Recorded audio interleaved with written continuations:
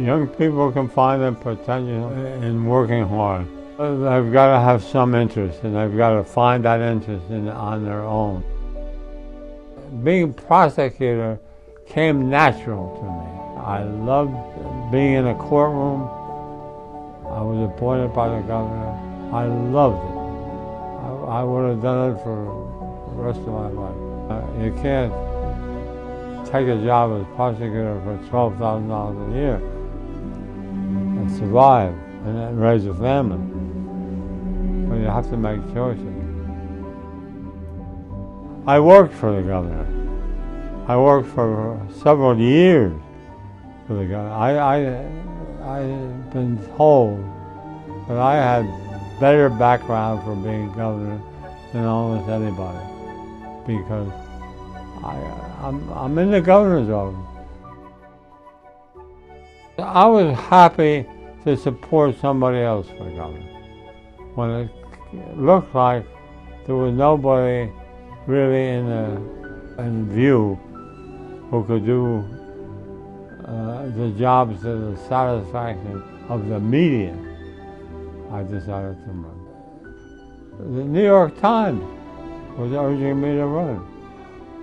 Well, how can I refuse?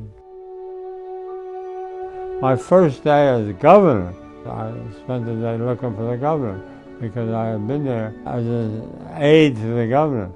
And I think if what happened is you took a job that gave you that experience, you were well off. Well, Atlantic City needed something. Everybody knew that. And having casinos in Atlantic City was an answer. Wasn't the answer. We got some casinos. Most of them were good. It was something that we could have used and did.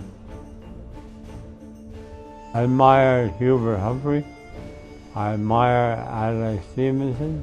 The one leader who was not really a political leader was Joe Weintraub, who was Chief Justice of the Supreme Court.